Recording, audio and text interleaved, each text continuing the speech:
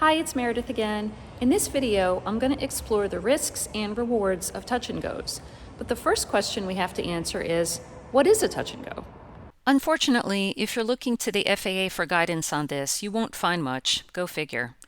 The FAA Airplane Flying Handbook does not reference the phrase touch and go in the index or the glossary, nor in Chapter 9, Approaches and Landings.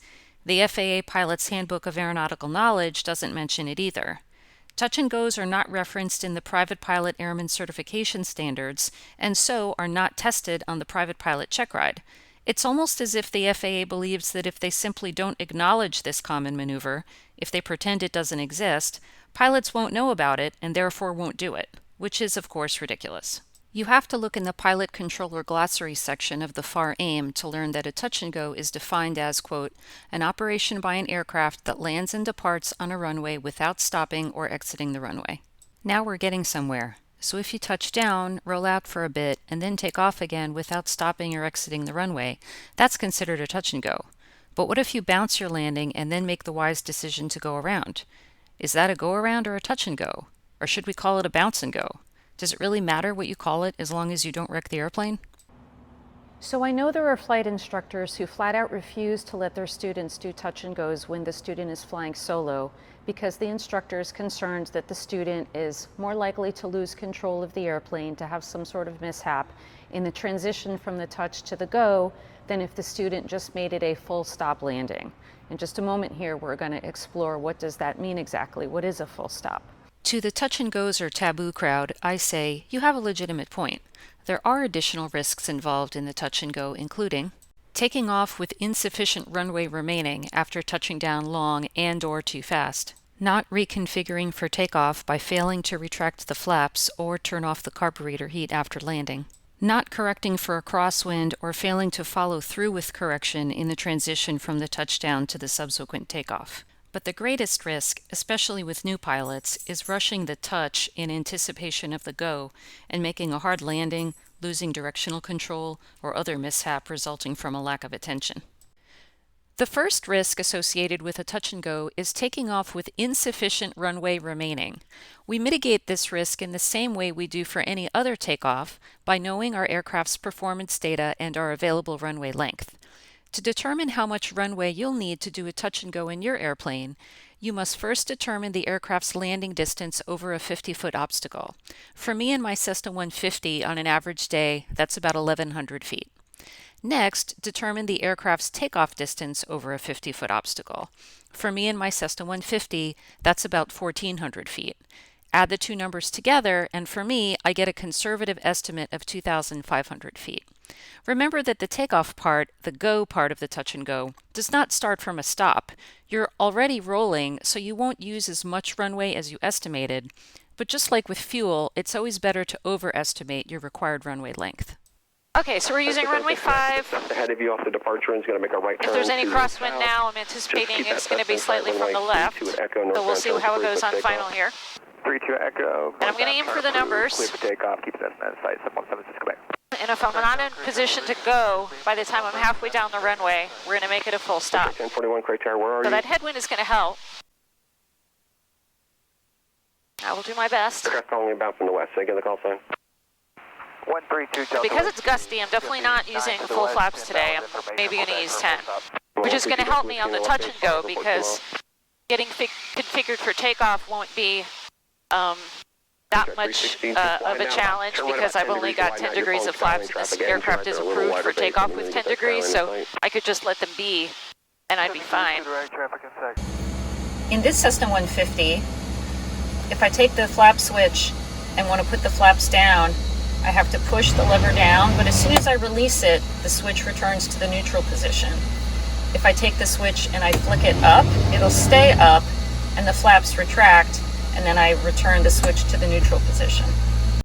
It's critical that you visually confirm your flap position by looking out the window whenever you extend or retract the flaps. If while performing a touch and go you attempt to take off with full flaps, the airplane will get airborne prematurely and will not want to climb. If this happens and you panic and retract the flaps all at once, the airplane will sink. The solution is to keep the airplane under control in level flight with full power. This is basically a go-around executed right above the runway. Then, after you've gained some airspeed, gradually retract the flaps and climb. Great check, 360. 60, follow that traffic, number 4, runway 5, clear to land. Alright, so I'm inside my white arc. Gonna go flaps 10. To the inner left base, runway 5, report 2 miles. And I'm gonna aim for 132 Delta Whiskey. maybe 75, 70 on final here because of the wind, just while I feel it out and see what's going on. So I've got all my visuals identified. Now all I have to do is manage what I'm doing here.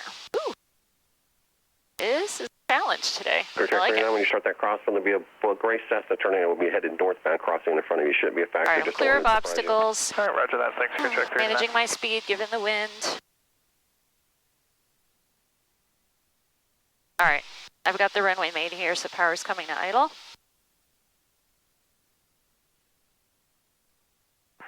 Great Tower, Skyrack 53636, one short of 32 at Echo. All right, I touched down within 200 feet of my point. And requesting short delay on runway. I'm well within the I haven't even reached the 1,000-foot marker yet, so I'm good. 3-2 at Echo. All right, I'm good. Don't start Power set. So you reach 1,000 feet, you're clear for takeoff. And we go. Clear for takeoff, short delay. So the wind definitely helped with the available runway there, but made it extra challenging managing the speed.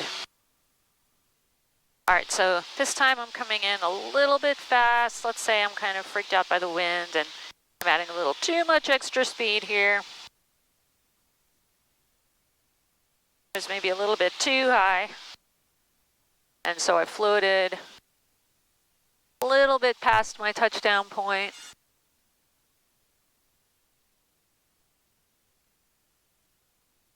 Now, that actually wasn't that bad. That wind is really helping today. But let's say 254, turn left to Bravo 4, hold true to Bravo ground point. 254. So let's say I was futzing with the flaps, figuring out what to do, and now all of a sudden I'm past my halfway point. Here's the taxiway. This is not the place where I would want to start executing the touch and go, right? At this point, I'd say, you know what? I'm really not ready. I'm just going to make this a full stop, and I'm going to exit on this taxiway here. Even if you were cleared for a touch and go, it doesn't mean you have to go. You own the runway at that point. It's yours. You can take off again. If you were cleared for touch and go, or if at a non-towered airport, nobody to clear you, so you can decide to do a touch and go or not. It's really up to you. Just remember, you own the runway at that point, and you have to make a safe decision for you as PIC. So what is a full stop landing? The term full stop is not defined in the pilot controller glossary, but it is referenced in FAR 61.57, Recent Flight Experience, when describing the requirements for pilots who wish to act as pilot in command at night with passengers and/or in a tailwheel airplane. At a towered airport, when the local controller tells you to make a full stop or clears you to land, he expects you to land and exit the runway as soon as practical. Jacksonville International Airport is one of my favorite local places to do touch and goes with students when Craig gets busy. It's close by, actually has less traffic than Craig, and it has 2 super long runways. It's always best to be conservative with touch and goes and not try to squeeze them into a runway that's too short for your airplane or where you might not have any super good options to land straight ahead if the engine misbehaves. Now that we've thoroughly addressed the risks of touch and goes, let's talk about some of the key benefits of this maneuver. Touch and goes save time and money because you can get more landings done per hour than if you make each landing a full stop. And the more we practice landings, the better we get at them. Touch and goes force you to really focus and not let your guard down during the landing or the takeoff, just like me when I'm flying my Cub or any other airplane.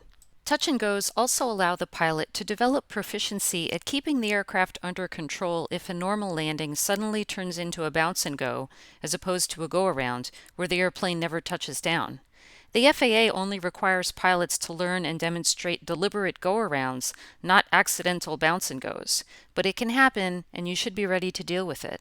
Even though the FAA pretends touch and goes aren't a thing, they are.